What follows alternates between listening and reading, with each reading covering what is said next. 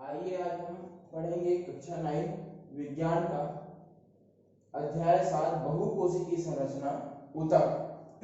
इसके बारे में पढ़ेंगे बहुकोशिकीय संरचना ऊतक। इसमें हम देखे थे जंतु ऊतक के बारे में पढ़े थे, इससे पहले पादप ऊतक के बारे में पढ़े थे, उनके बारे में पूरी जानकारियां ले ली थी। अब जंतु ऊतक के बारे में भी हमने कई भागों में इसके वर्गीकरण को पढ़ा। पहला पढ़ा था एपिथेलियमी ऊतक, दूसरा क्या पढ़ा था संयोजी ऊतक। तो एपिथेलियमी ऊतक के बारे में भी हम पूरी चीज जान गए हैं। उसके बाद सेकंड नंबर का आ गया संयोजी ऊतक, तो इसके बारे में भी हम पूरी चीज जान चुके थे। इसके बाद तीसरे नंबर पे आपका दिया है पेशीय ऊतक। तो पेशीय ऊतक के अंतर्गत इसको भी तीन भागों में बांटा गया है। पेशीय जंतु पेशीय ऊतक के अंतर्गत क्या बांटा गया है? रेखित, अरेखित और कार्डिक, इसको तीन भागों में बांटा गया है। इसके बाद पढ़ेंगे तंत्रिका ऊतक। तो ये पूरे कंप्लीट हो जाएंगे। तो हमारा जो आज का टॉपिक है पेशीय ऊतक, तो पेशीय ऊतक के बारे में कुछ चीजें पहले जान लेते हैं, फिर इनके प्रकार पढ़ेंगे। तो देखना, ये पेशीय ऊतक जो होते हैं वो गति से संबंधित होते हैं। हमारे शरीर में जो भी गतिविधियां होती है पेशियों के द्वारा ही होती है, पेशीय ऊतक के द्वारा ही होती है। ठीक है, तो देखना ये पेशीय ऊतक जो होती है लंबी कोशिकाओं की बनी होती है तथा इसमें पेशीय रेशा, ये जो पेशीय ऊतक जो होती है लंबी कोशिका होती है, इनमें इनकी कोशिकाएं लंबी होती है तथा इनमें पेशीय रेशा पाया जाता है। ठीक है, इनकी कोशिकाएं लंबी होती है और इनमें पेशीय रेशा पाया जाता है और ये गति से संबंधित होती है। पेशीय ऊतक जो है गति से संबंधित होती है और हमारे शरीर की पूरी गतिविधियां पेशीय ऊतक के द्वारा ही होती है। ठीक है, अब आगे देखेंगे इसमें क्या पाया जाता है? विशेष प्रोटीन पाया जाता है। ये विशेष प्रोटीन से बना होता है। पेशीय ऊतक क्या होता है? विशेष प्रोटीन से बना होता है, जिसके पेशीय ऊतक विशेष प्रोटीन से बना होता है और पेशीय ऊतक के संकुचन या प्रसार से हमारे शरीर की गतिविधियां होती है। हम गति इसी से कर पाते हैं, हम कोई भी कार्य इससे कर पाते हैं कि पेशीय ऊतक के संकुचन या प्रसार से, सिकुड़ना या फैलाव से हम अपने शरीर की गतिविधियां या उसका कार्य करते हैं। ठीक है, अब देखना इसके अंदर इतने टॉपिक, इतने लाइन पढ़ लिए आप, इसमें काफी है इसके बारे में जानने के लिए। एक और बता देते हैं कि ऊतक जो होते हैं पेशीय ऊतक, इनमें एक प्रकार से ऐच्छिक और अनैच्छिक पेशी, ये दो प्रकार के पेशी पढ़ सकते हैं। तो ऐच्छिक पेशी में आप क्या, जिसको जानबूझकर आप अपने मन से खुद हिला सकते हो अपनी इच्छा के अनुसार, जिसको गति प्रदान कर सकते हो, वो ऐच्छिक ऊतक कहलाएगा। जैसे कि आप अपने हाथ की उंगलियां, पंजा, हाथ, कान वान को तो नहीं कर पा रहे हो, लेकिन हाथ, पैर ये सब हिला रहे हो, तो ये क्या हो गया? पेशी ऐच्छिक ऊतक में आ गया। तो क्या हो गया? ऐच्छिक पेशी हो गया, अपनी इच्छा से हिला रहे हो। लेकिन अगर आप अपने हृदय को अपनी इच्छा से धड़कना बंद करवा सकते हो क्या? नहीं। या धड़कना स्टार्ट करवा सकते हो क्या? नहीं। क्यों? क्योंकि आपकी इच्छा से वह नहीं होता, वह स्वतः ही होता है। तो इसको अनैच्छिक बोलेंगे और जो आपकी इच्छा के अनुसार होगा उसको ऐच्छिक पेशी बोलेंगे। तो ये भी क्लियर हो गया यहाँ पे। और आपकी हृदय की जो गति होती है वो भी पेशियों के द्वारा ही होती है। ठीक है, तो इसके बारे में इतना लाइन पढ़ लेंगे और इसके बारे में समझेंगे।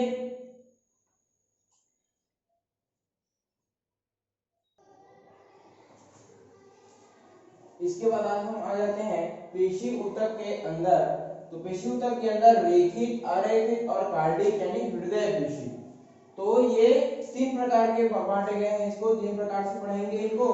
तो पहला पढ़ते हैं रेखित पेशी। तो रेखित पेशी में क्या होता है?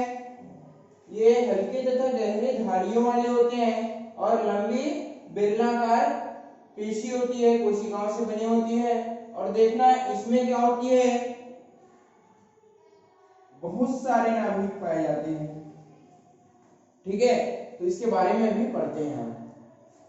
हल्के तथा गहरे धारियों वाली रेखित पेशी को क्या होती है? हल्के तथा गहरे धारियों वाली होती है और क्या होती है? लंबी तथा बेलनाकार होती है, हल्के तथा धारियों वाली कोशिकाओं से बनी होती है, ठीक है, और लंबी लंबी कोशिकाएं भी होती हैं और बेलनाकार होती हैं, ठीक है। अब इनके बाद देखेंगे इसमें क्या होती है, शाखाएं नहीं होती, इनमें शाखाएं दिख रही क्या, नहीं दिख रही, तो इनमें क्या होती है, शाखाएं नहीं होती। और देखना बहुत सारे नाभिक पाए जाते हैं, इसलिए बहुनाभीय कोशिकाएं होती हैं इनमें। रेखित पेशी में बहुनाभिकीय होती है, रेखित पेशी में जो मांसपेशी पाई जाती है, रेखित पेशी जो पाई जाती है वो क्या होती है, बहुनाभिकीय होती है, ठीक है।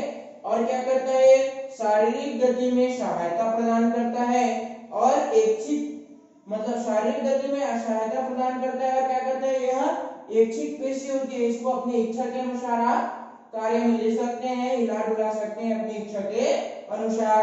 और क्या होता है, कंकाल पेशी भी कहते हैं इसको, ऐच्छिक पेशी रेखित पेशी को कंकाल पेशी भी कहते हैं, क्योंकि यह हड्डी से जुड़ी हुई होती है, ठीक है, हड्डी से जुड़ी होने के कारण इसको कंकाल पेशी भी कहते हैं। कंप्लीट। अब देखते हैं अरेखित पेशी। तो अरेखित पेशी ये स्पाइंडल शेप के रहता है, ये किसमें रहता है, स्पाइंडल शेप। जैसे कि आप देखना ये बीच से चौड़ा लेकिन किनारे से पतला छोटा, है ना, तो ये क्या हो गया, स्पाइंडल शेप कहलाता है। इसको और क्या कहते हैं, तर्करूपी, ठीक है।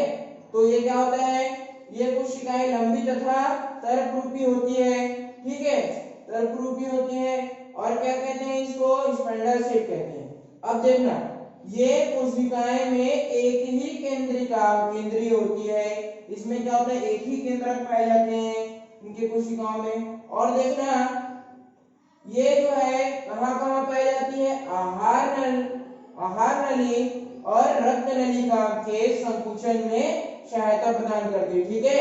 ये आहार नाल और रक्त की नलिका जो होती है उनके संकुचन में इसका सहायता प्रदान करती है ये। और क्या कहते हैं, ये अनैच्छिक होती है, आप अपने आहार नाल को अपनी इच्छा के अनुसार संकुचन में नहीं ला सकते, वो आपकी अनैच्छिक प्रक्रिया होती है, तो वो अनैच्छिक में आएगा, ठीक है। और ये कहाँ पाए जाते हैं, आंख, पलक, मूत्रवाहिनी, फेफड़ों के श्वासनी में पाया जाता है, ठीक है। ये कंप्लीट रेखित हो गया, अरेखित हो गया। आप पढ़ेंगे कार्डिक, कार्डिक हृदय से संबंधित है, ठीक है, कार्डिक पेशी या हृदय पेशी इसको कहते हैं, ठीक है। अब देखना ये क्या होती है, बेलनाकार होती है और शाखीय होती है, बेलनाकार भी होती है और ये शाखीय होती है, शाखाएं मतलब बटी होती है, शाखाएं निकली होती हैं, और ये एक केंद्रीय कोशिका होती है इनमें, है ना।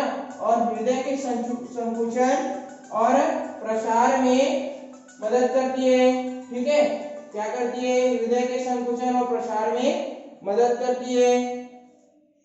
और क्या करती है, ये अनैच्छिक प्रक्रिया होती है, इसमें हृदय का जो संकुचन और प्रसार है आपकी इच्छा के अनुसार नहीं होता, ठीक है, तो ये अनैच्छिक प्रक्रिया होती है इसमें। अब इन सभी को एक साथ देख लीजिए, इन सभी को आप एक साथ पढ़ेंगे, इनमें अंतर समझ के पढ़ेंगे तो आसानी से आपको समझ में आएगा, ठीक है।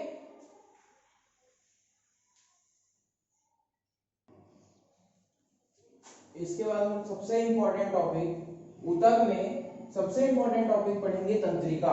तो तंत्रिका ऊतक के बारे में हम पढ़ेंगे, तो इससे पहले हम जान लेते हैं कि तंत्रिका तंत्र जो है, तंत्रिका तंत्र जो है तंत्रिका ऊतक से बना होता है और तंत्रिका ऊतक न्यूरॉन से बना होता है, ठीक है।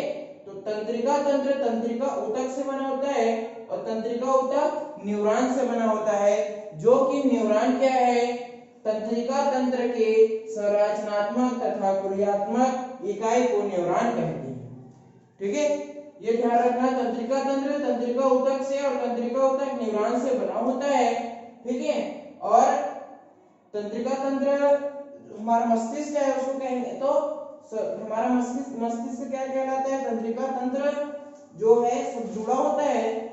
और ये ध्यान रखना, न्यूरॉन क्या कहते हैं, तंत्रिका तंत्र की संरचनात्मक तथा क्रियात्मक इकाई को क्या कहेंगे, न्यूरॉन कहेंगे। अब ध्यान देना, ये हमारा मस्तिष्क है, ठीक। ये तंत्रिका तंत्र किससे जुड़ा, तंत्रिका ऊतकों से जुड़ते हुए ये क्या किया है, न्यूरॉन से जुड़कर ये हमारे शरीर में फैला हुआ है पूरी तरह से, ठीक है। तो देखना यहां पर बहुत सारे न्यूरॉन की संरचना आपस में जुड़ी हुई जो होती है वो पूरे शरीर में फैली हुई होती है, ठीक है। उसको क्या कहेंगे, तंत्रिका तंत्र। अब देखना न्यूरॉन के बारे में पढ़ने से पहले उसके बारे में जानकारी देख लेते हैं कि यह 1 मीटर लंबी, 1 मीटर तक लंबी होती है, ठीक है। और क्या बोल सकते हैं, इसमें जानकारी को उत्तेजित कर हमारे शरीर में पहुंचाती है, ठीक है। हम जानकारी को हमारे शरीर में उत्तेजित होकर पहुंचाती है, ठीक है। और क्या और क्या पढ़ेंगे इसमें, जानकारी को हमारे शरीर में उत्तेजित होकर पहुंचाती है। मस्तिष्क, मेरुरज्जु तथा तंत्रिका सभी तंत्रिका ऊतक होते हैं। मस्तिष्क, मेरुरज्जु तथा तंत्रिका सभी तंत्रिका ऊतक होते हैं, ठीक है। कंप्लीट है। अब इसके बारे में पढ़ेंगे। ये न्यूरॉन जो होता है, ये शब्द याद रखना, न्यूरॉन शब्द याद रखना। तंत्रिका तंत्र की सबसे छोटी जो इसी से न्यूरॉन से ही मिलकर बना होता है, और हमारे शरीर में जो भी जानकारी अभी हम बोल रहे हैं, हमारा मस्तिष्क आदेश दे रहा है उसको, है ना, तो वो भी न्यूरॉन के द्वारा ही हमारे होठों तक, हमारे जो आवाज निकल रहा है वहां तक पहुंचता है। और देखते हैं इस न्यूरॉन के बारे में जब संरचना पढ़ेंगे तो इनमें मुख्य रूप से 2 भाग पढ़ेंगे, एक कोशिका काय और एक एक्सॉन और एक कोशिका काय पढ़ेंगे। तो इसके अंदर जब पढ़ते हैं हम, तो इसमें मुख्य रूप से एक कोशिकाएं जब पढ़ते हैं,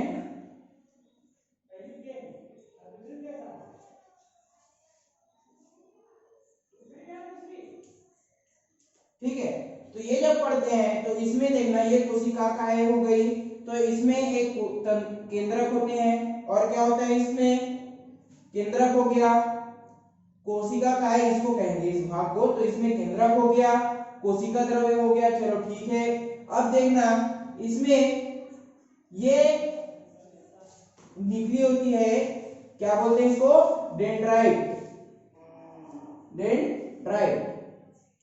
तो ये सभी तरफ डेंड्राइट निकली होती है, इधर तरफ सबसे लंबा रहता है, इसको क्या बोलेंगे, एक्सॉन। ये वाला हिस्सा जो है ये पूरा एक्सॉन कहलाएगा। तो ये कोशिका काय के भाग को जब पढ़ेंगे तो यही क्या करता है, ये डेंड्राइट जो निकला होता है इधर, ये क्या करता है, सूचना ग्रहण करता है। क्या करता है, ये सूचना लेता है, ठीक है। आदेश सूचना जो है ग्रहण करता है, ठीक है। और यहां से फिर कोशिका काय में जाता है, और कोशिका काय से कहां फिर निकलता है, ये एक्सॉन में जाता है। तो ये एक्सॉन जो होता है ये सबसे लंबी होती है, इसके आखिरी हिस्सा को क्या कहते हैं, अंतिम सिरा। एक्सॉन का जो है अंतिम सिरा, एक्सॉन की तंत्रिका काय है, इसका अंतिम सिरा जो होता है, ठीक है, वो क्या करता है, अब देखना सूचना जब यहां से डेंड्राइट से कहा तंत्रिका कोशिका काय में जाती है, और कोशिका काय से एक्सॉन से होते हुए एक्सॉन के अंतिम सिरे में जाती है, ठीक है। अब देखना एक्सॉन के अंतिम सिरे में आ गई सूचना, और यहां फिर एक नया तंत्रिका, यहां फिर एक नया न्यूरॉन जुड़ा होता है। तो यहां पर नया न्यूरॉन जो है